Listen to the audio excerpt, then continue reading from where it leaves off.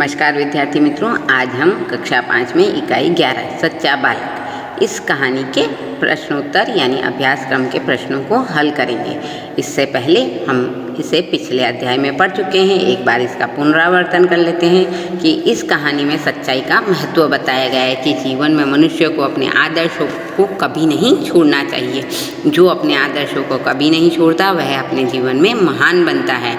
यहाँ पर एक काफिले में एक लड़का जा रहा था। जब डाकुओं ने काफिले को लूटा तो लड़के से पूछा गया कि तेरे पास कुछ भी नहीं है। तो लड़के ने कहा मेरे पास 40 सोने की अशर्फियाँ हैं। तो इस बात को डाकुओं के सरदार को जब पता चला तो उन्होंने उसे बुलाया, और जब उसके पास बुलाया गया तो कहा कि अशर्फियाँ कहाँ है। तो उस लड़के ने अपनी सदरी को फाड़कर 40 अशर्फियाँ निकाल कर दिखा दी। डाकुओं के सरदार को जब यह देखा तो बड़ा आश्चर्य हुआ। उन्होंने उससे पूछा कि तुम्हें मुझसे डर नहीं लगा। तो लड़के ने कहा कि मुझे मेरी माता ने सच बोलना सिखाया है और हमेशा यही कहा है कि अपने आदर्शों पर चलते रहोगे तभी आगे चलकर महान कार्य करोगे। डाकुओं के सरदार ने यह सुनकर सोचा कि जब इतना छोटा सा लड़का अपनी माँ का कहना मानता है और आदर्श पर चलता है तो हम तो इतने बड़े हैं। यह सोचकर उन्होंने चोरी का सारा सामान सबको वापस दे दिया और डाकुओं ने चोरी करना या लूटना बंद कर दिया। तो यहाँ पर अब इसके प्रश्न उत्तर देखते हैं। ऐसा क्यों कहा कि सरदार के पूछने पर लड़के ने कहा कि मेरे पास 40 अशर्फियाँ हैं। तो इसके उत्तर में हम लिखेंगे कि लड़के से उसकी माँ ने कहा था बेटा सदैव सच बोलना, झूठ बोलना पाप है। लड़के ने उसकी माँ की सीख मान ली थी। वह अपनी माँ के साथ गद्दारी करना नहीं चाहता था, इसलिए सरदार के पूछने पर लड़के ने साफ साफ बता दिया कि मेरे पास 40 अशर्फियाँ हैं। दूसरा प्रश्न है सरदार ने डाकुओं से क्या कहा। तो लूटा हुआ सामान वापस कर दो।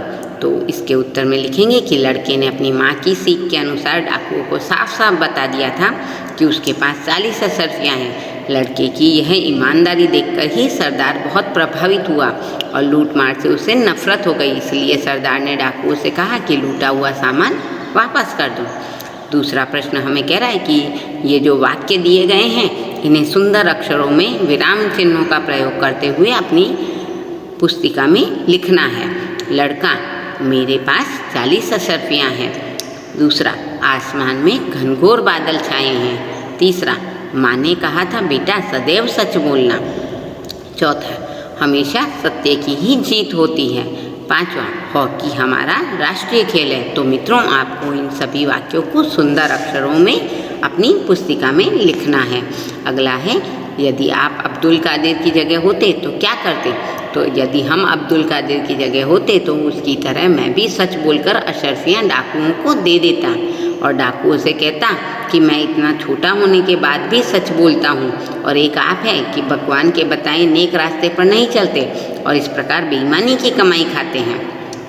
तो इस तरह मैं अगर अब्दुल कादिर की तरह होता जगह पर होता तो डाकुओं से उन्हें नेक रास्ते पर चलने की प्रार्थना करता।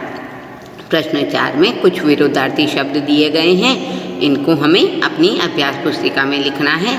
माँ का विरुद्धार्थी है बाप, बड़ा का छोटा, सच का झूठ, नेक का बेईमान, प्रसिद्ध का अप्रसिद्ध, आज का कल, पास का दूर। इसी प्रकार अगला प्रश्न है कि सच्चा बालक कहानी का कथन और लेखन कीजिए। मित्रों अभी हमने पुनरावर्तन में इस कहानी को पढ़ा, लेकिन एक बार फिर से इसे लिख लेते हैं कि एक समय की बात है, एक लंबा काफिला बगदाद की ओर जा रहा था। रास्ते में उस पर डाकू टूट पड़े और लूटमार करने लगे। उस काफिले में एक 9 वर्ष का बालक था। वह एक ओर चुपचाप खड़ा होकर यह लूटमार देख रहा था। एक डाकू ने उस लड़के को देखा तो उससे भी पूछा। लड़का सच बोला। उसने अपनी सदरी का अस्तर फाड़कर 40 अशर्फियाँ निकाली और उस डाकू को दे दी। डाकुओं के सरदार को आश्चर्य हुआ कि इतने छोटे लड़के ने अपनी अशर्फियाँ छुपाई क्यों नहीं। लड़के से पूछने पर उसने बताया कि वह अपनी माँ की सच बोलने की सीख मानता है।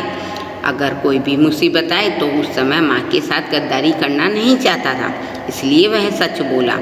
इतने छोटे लड़के को अपनी माँ की सीख पर अडिग रहते देखकर डाकू और उसके सरदार का दिल पसीज गया। दिल पसीजना यानी उदार होना। उन्होंने लूटा हुआ माल वापस कर दिया और नेक रास्ते पर चलने की प्रतिज्ञा की। सच बोलने वाले इस बालक का नाम अब्दुल कादिर था। वह बड़ा होकर महान संत बना। उसकी समाधि बगदाद में है। वहाँ बड़ी संख्या में लोग दर्शन के लिए जाते हैं। तो मित्रों, आज हमने सच्चा बालक इस कहानी के अभ्यास क्रम के कुछ प्रश्नों को हल किया, पढ़ा और समझा। धन्यवाद।